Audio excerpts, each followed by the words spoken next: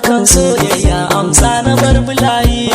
amsa na barbulayi mai sana kalamai na ba su tsallake kan ƙaunarki, hasashe na in kin bar ni zan yi raki, tunani na karkiya da ƙaunar da na baki, mun so juna ni da ke amana ta yi aiki, silar ƙauna yau na zo kalamai zan baki, na san ki cikin zuciya kin zama ruhina, mai sona ni zana ce ki amshi furen ƙauna, kalamai na zuciya ta sai ke hubbina, sanyin ruhi ke ce fasirin kalbina, kamar yanda nake faɗa a yayin da na soki, sakonnin nan zuciya ce ta bani na baki, na san kin san bai wuce ki ban duk yardarki,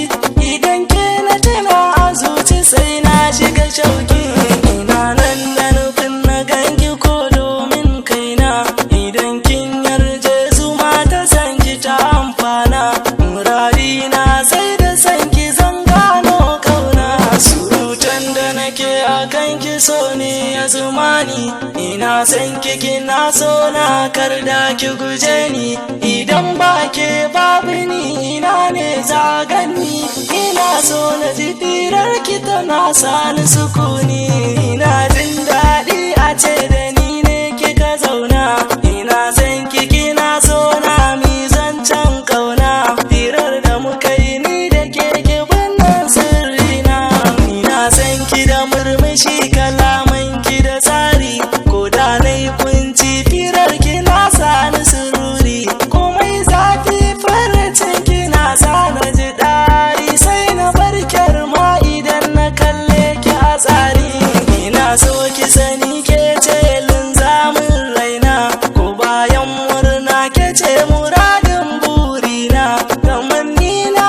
da ke kamar ma an zana, da na juyo kan irin kalaman da na shirya, misalai na bai wuce a kan yin soyayya, da ka fara za ka gane dangin jayayya, idan ka bar su da kansu su za su ji kunya, hasashe na baya tsallake lissafi na, masoyinka baya kasa furta maka kauna, amma wasu su ba su so na samu abar sona, raman tausasa wa zuciya sa isa su kurɓi kofi su, waɗanda suke ta sa idanu suna ta san so ya kai murafi, hakan ne za ya sa isa su sani so ne yana da ƙarfi, mai so na sanin silar so ya sa da na so ta kan yi tafi, tabbas ta kan yi tafi.